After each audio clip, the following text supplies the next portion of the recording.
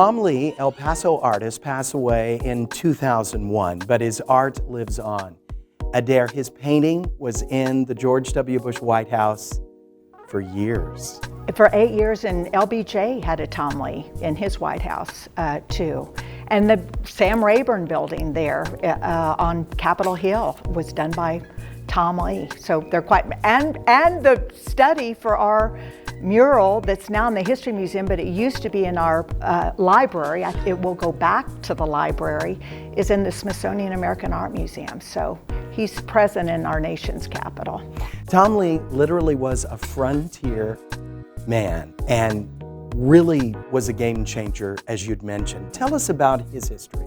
Well, you know, his dad was mayor 1915 to 1917. He was born here. His mother said she could see Mount Franklin from the window of her hospital room. He said by the time he got to he went to public schools, he went to Lamar Elementary, he went to El Paso High School, and he said the teachers he had took such interest in him, as did the librarian, Maud Derlin Sullivan at the public library, who always would open art books for him. And El Paso at the time had all these bilingual books and, you know, many books from Mexico and art history books.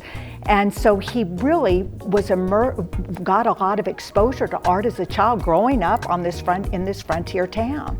So he said when he went off to the Art Institute, and it was actually his high school teacher whose sister knew John Warner Norton, who taught at the Art Institute of Chicago. She said he was a good Western type.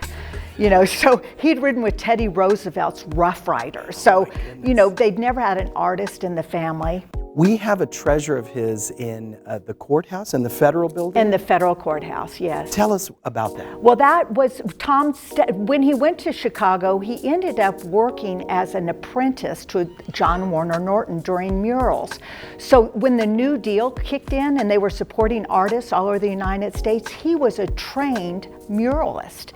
And the piece in our courthouse was done in 1938. It was a big competition from people from many states, and he got it to express, all of those murals were really about raising people's spirits during the Great Depression through focusing on their historic past.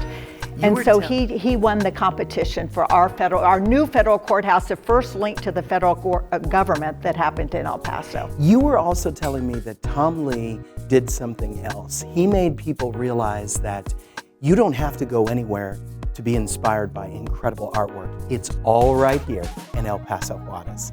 So other artists, for example, the one hanging over here, tell me about that. Well, and I think he did go away to get his education. Now we have so many more offerings than we did back then.